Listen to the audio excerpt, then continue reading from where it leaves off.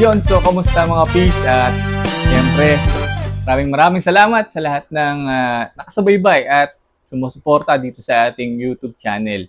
So matagal-tagal din tayo hindi nakapag-upload ng ating mga video. At ngayon, may ibibida na naman tayong riding gear mula sa Motowolf.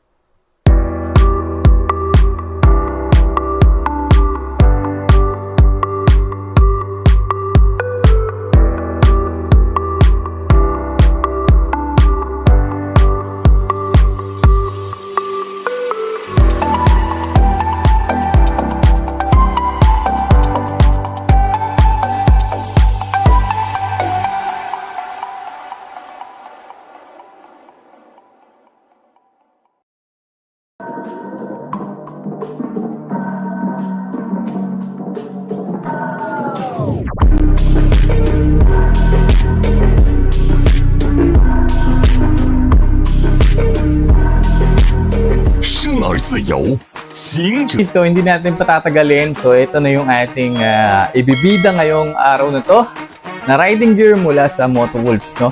So ito na siya mga pisa yan. So ito yung kanyang bag. At papakita ko sa inyo kung ano yung itsura niya. So ang ganda nito mga pis, no? May sarili siyang bag. Yan.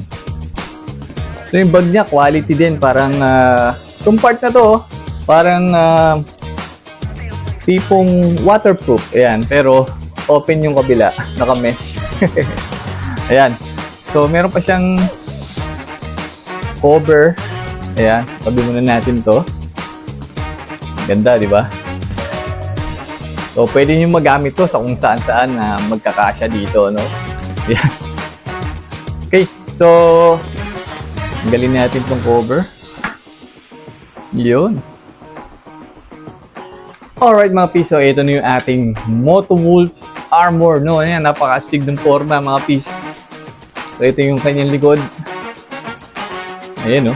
Solid na solid. So tiwala talaga ako sa Motowolf. Sa mga product nila mula riding gears hanggang sa mga accessories ay magaganda ang pagkakagawa, no? Yung quality, solid. Ayan. So, atin ang busisiin itong armor ng Motowolf. Ayan, so mesh yung kanyang tela, no? Ayan. So see-through, no? Nakita nyo naman, see-through. So ibig sabihin, hindi ganun kainit, no, kapag mag-rides tayo, no? Or kapag suot natin to habang nagra-rides. And then, yung kanyang mga padding mula dito sa shoulder, chest, elbow, hanggang sa likod, butas-butas din mga pis. Ayan. So talagang tagusan yung hangin. And then yung kanyang armor or yung kanyang mga outer shell ng kanyang padding ay yun, no, plastic mga piece, matigas. Pero malambot naman yung kabilang side. So komportable pa rin siya. Protektado tayo ng matigas na armor or yung outer shell, pero komportable pa rin, no? Dahil dun sa malambot na inner part ng kanyang padding. Iyon. And then, so may mga strap siya mga piece. So ito ay hindi adjustable, yung nasa shoulder. Pero yung kanyang nasa bandang waist or bewang, ito part na to adjustable. At meron din siyang parang girdle dito, no, sa bandang bewang. So, ayan. So ito po ay adjustable syempre. Yun. And then, so meron tayong parang rubberized na garter dito sa part na to. Ayan, oh. Makapit siya eh. Ayan, oh. Hindi siya ordinary yung garter mga pis. Ayan, oh. Ganda. So isuot natin siya mga pis. Tingnan natin kung anong forma natin kapag suot to. So may dalawang way, no, na isuot to mga pis, no. So una, syempre, yung sando, meron tayong panloob na sando or t-shirt. And then mamaya papakita ko sa inyo yung pangalawang way. So, napakadali lang naman isuot mga pis. Ayan. So parang nagsusuot lang tayo ng riding jersey or long sleeve. Ayan.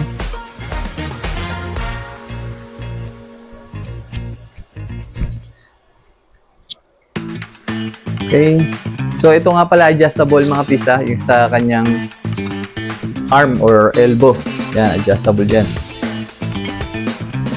And then, zipper natin. Whoop. Yan. Forma natin na maganda. Yun.